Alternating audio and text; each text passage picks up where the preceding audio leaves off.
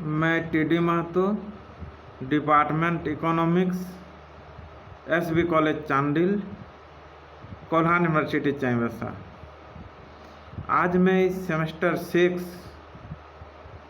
Paper number DSE 3 group D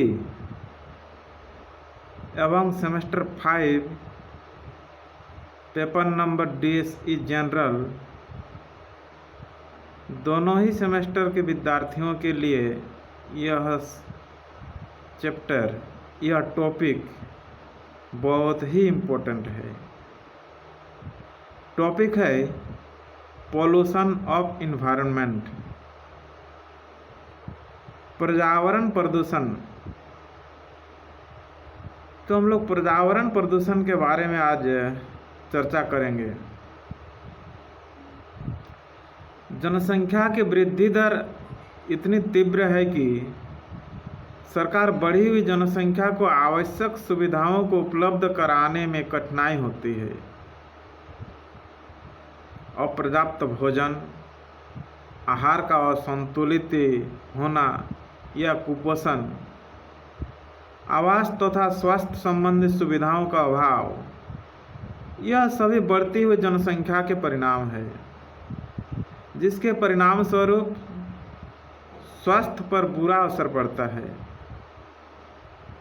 जनसंख्या की वृद्धि के कारण वनों का कटाव, औद्योगिकरण, नगरीकरण, कृषि का मशीनीकरण तथा नई तकनीकी के प्रयोग आदि के कारण पर्यावरण असंतुलित या प्रदूषित हो जाती है।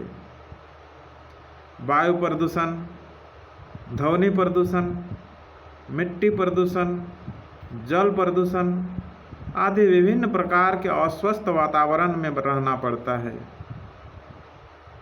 WHO, वर्ल्ड हेल्थ ऑर्गेनाइजेशन और संयुक्त राष्ट्र पर्यावरण कार्यक्रम के एक संयुक्त प्रतिवेदन के अनुसार दुनिया के अनेक बड़े नगरों में वायु प्रदूषण मानवीय स्वास्थ्य के लिए दिन प्रतिदिन गंभीर समस्याएं उत्पन्न होने लगी है। आज यह नगरीय जीवन का एक अभिन्न अंग बन चुका है। दुनिया के अनेक महानगरों में वायु प्रदूषण और सामाजिक मृत्युओं तथा गंभीर विकलांगता का कारण बनता जा रहा है।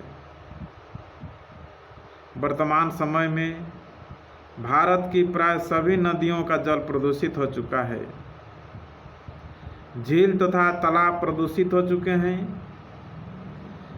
यहाँ तक कि समुद्र का जल भी प्रदूषण से अछूता नहीं रह गया है।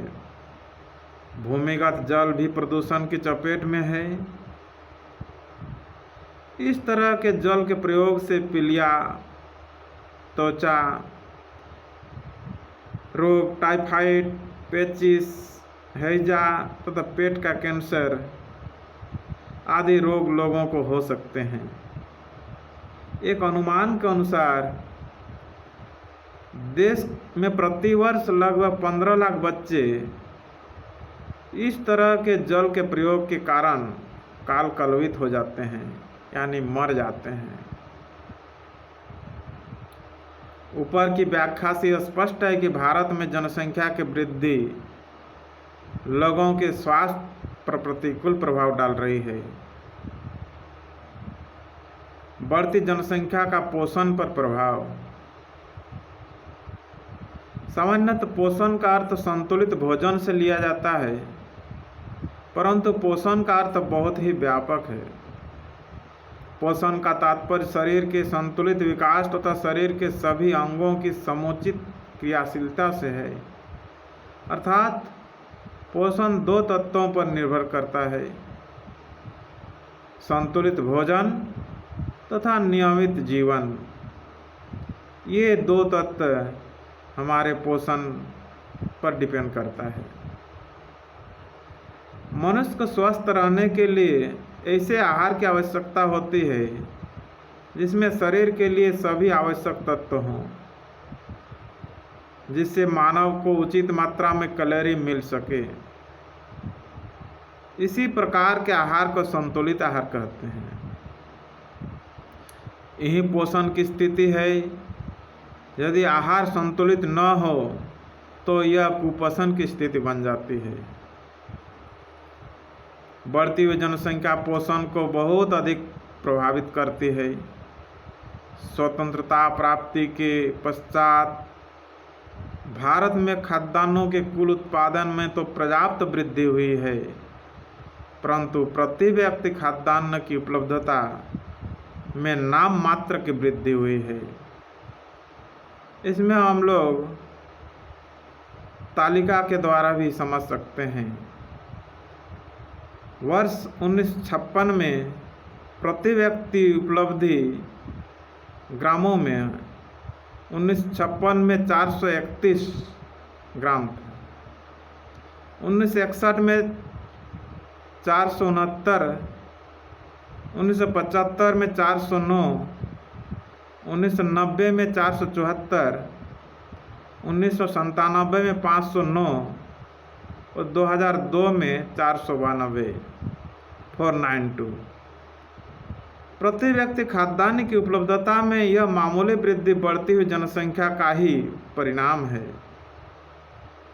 यदि जनसंख्या में इतनी वृद्धि नहीं हुई होती तो प्रति व्यक्ति उपलब्धता बढ़ जाती है।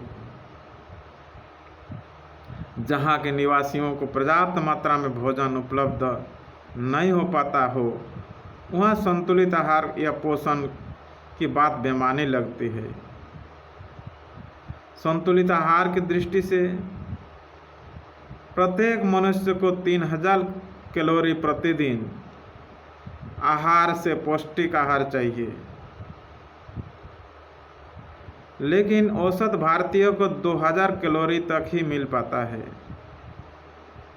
भारत में उपलब्ध आंकड़ों से यह संकेत मिलता है कि लगभग 10 लाख बच्चों की मृत्यु प्रतिवर्ष पोषण आहार के अभाव के कारण होता है। हैदराबाद के राष्ट्रीय पोषण संस्थान द्वारा किए गए सर्वेक्षण के अनुसार निम्न आय वाले वर्ग के भारतीयों के बच्चों साधारणतः और 18% बच्चे गंभीर रूप से पौष्टिक आहार के अभाव में पीड़ित रहते हैं, बाद में जिनकी मृत्यु हो जाती है।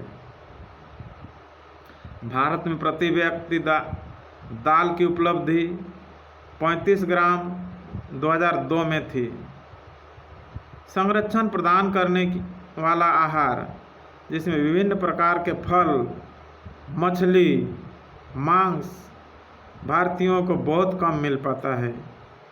वस्तुतः भारत में कुपोषण के शिकार शिशु एवं स्कूल जाने वाले बच्चे, गर्भधारण की हुई महिलाएं, वृद्ध जीवन और बीमार व्यक्ति देखे जाते हैं। बढ़ती जनसंख्या का उत्पादकता पर प्रभाव। भारत में बढ़ती हुई जनसंख्या ने उत्पादकता को भी प्रभावित किया है। बढ़ती जनसंख्या के कारण भारतीय कृषि पर जनसंख्या का बोझ बढ़ गया है। प्रति व्यक्ति कृषि उत्पादकता कम हो गई है। जनसंख्या की वृद्धि ने पर्यावरण को दूषित कर दिया है। वायु प्रदूषण, जल प्रदूषण, मृदा प्रदूषण, ये सभी उत्पादकता को प्रभावित करती है। वनों के विनाश के कारण पर्यावरण दूषित हुआ है। पिछले 3 दशकों में भारत में वनों के क्षेत्रफल में 230 लाख हेक्टेयर की कमी आ गई है। पर्यावरण असंतुलन में सूखा, बाढ़, भूमि की उर्वरता शक्ति में ह्रास, भूस्खलन, जल भराव तथा मरुस्थल विस्तार आदि की समस्या उत्पन्न हो गई है। मुख्य रूप से सूखा, बाढ़ तथा भूमि की उर्वरा शक्ति का ह्रास कृषि उत्पादकता को कम कर देते हैं। निष्कर्ष में हम कह सकते हैं कि जनसंख्या में वृद्धि ने पर्यावरण को असंतुलित कर दिया है, प्रदूषण के स्तर को बढ़ा दिया है, जिसके फलस्वरूप उत्पादकता बुरी तरह प्रभावित हो रही है। Next class